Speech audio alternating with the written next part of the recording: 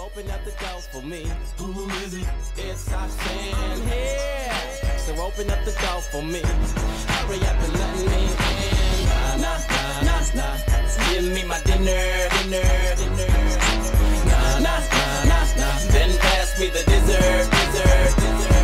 Yo, H Izzo, P stepped in the Dizzo with a mean mug and a magnificent flizzo. What's going on, boxing fans? Julian Williams here with The Distance. Got a video for you guys.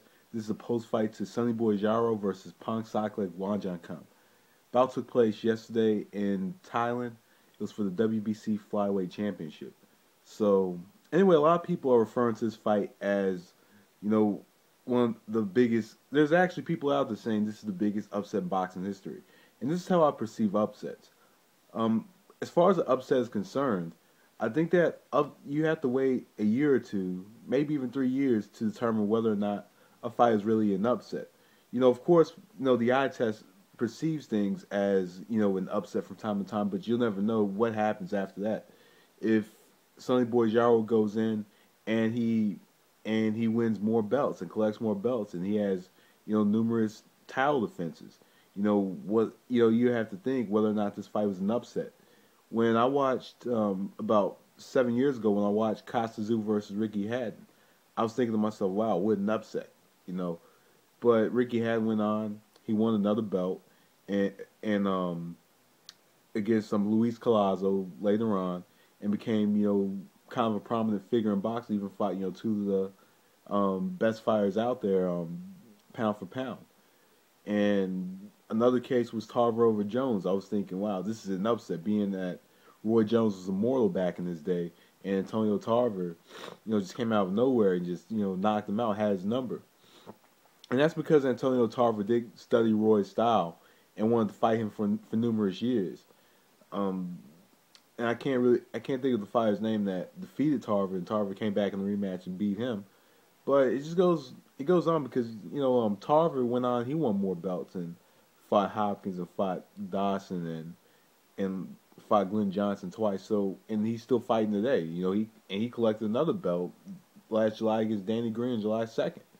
So, like I said, there's a lot of fights out there that we see on paper looks like an upset, and then later on you realize it's not really an upset. So right now, I'm not gonna sit. Right now, to me, yeah, it's an upset. It's me playing, you know, both sides of the fence a little bit.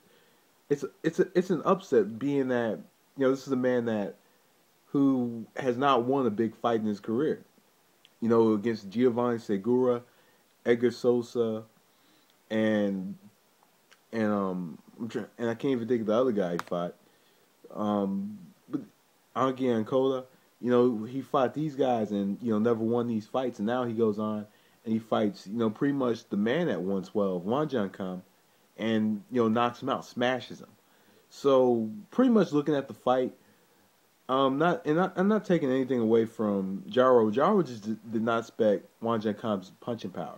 He stood in front of him and he threw bombs at him throughout the entire 6-round fight. You know, he stood right in front of him, squared up with him, and even got to the point to where he was, you know, kind of smiling and laughing at him, you know, from time to time, kind of teasing him a bit. It's similar to what Joan Guzman did last night against Jesus Pabon on ESPN Friday Night Fights.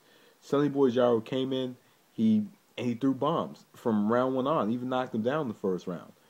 You know, he just continued to walk forward, kind of walk him down, and just throw his power shots. Didn't even lead him with a jab or anything. And from time to time was kind of forcing Wonjongkam to fight. He was forcing him to fight. He's slowly, you know, he's walking forward. He wasn't really pacing himself. He was just looking for the knockout in this one because his back was against the wall in this fight. With his back being against the wall, of course he's going to come out and he's going to throw bombs, and he's going to be very risky, and that's what he was. He was risky. So, and, you know, pretty much just walked in a straight line. On the other side for Wonjongkam, he did not look comfortable in this fight. Going after that, you know, in the first 30 seconds, you could tell he was not comfortable in the fight. Wasn't really in it. And there could be numerous reasons. Maybe age is catching up to him, or maybe it's weight. Who knows? He might be sharper at 115 because he's been fighting at 112 for numerous years now. You know, he's only moved up about, I want to say, 7 pounds throughout his career. And he's fought for about 15 years now. So maybe it's weight, but or just the mere fact that age is catching up to him, or Jaro's the kind of fighter he doesn't like to face. You know, he fought Koki Kameda, he fought Gilberto Crebos and numerous other fighters. I know in his last fight he had a draw with Mukai. Just overall Pongsaklek just didn't look comfortable. He didn't look comfortable. He wasn't sharp or not even accurate in this one. And Jaro took advantage of that. He came in and he smashed him. You know, through like I said, threw bombs throughout the whole 6 rounds of the fight and knocked him the fuck out. You know, and I'm surprised that in that 6th round that Wonjongkam got up, you know, after, being hit, hard, and even being hit when he was going down. He just didn't seem to be into the fight. He just seemed out of it. Just by looking at him. Wasn't comfortable at all. So, anyway, as far as, of course I got the prediction wrong. And at the same time, for these assholes that want to get on my video and talk about, oh, go teach us how to make fried chicken, this, that, and the third. Most of you assholes weren't even making videos for this fight. I'm the only person that made a video.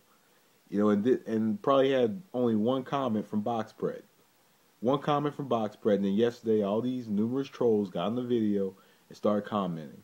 So if you had that much confidence in Sonny Boy Jaro coming into the fight, then where were your comments 3 days ago? Or from last week on when I posted the video? See, and no, I'm not going to stop doing predictions. I'm going to predict any fight that I want to predict. So why don't some of you assholes take your own advice and actually start doing your own predictions, or start commenting before the fight happens instead of coming on after, because in the meantime it just makes you look weak. So anyway, I'm out of here. That was The Distance. Thanks for watching. Peace. When I was just a youngin', I had dreams of riding 20s, chillin' with my homies and we all in our 20s. Better than expected, we ain't locked up doing 20. Out here trying to get it while we living in our 20s. Counting hella 20s, I was playing 2K.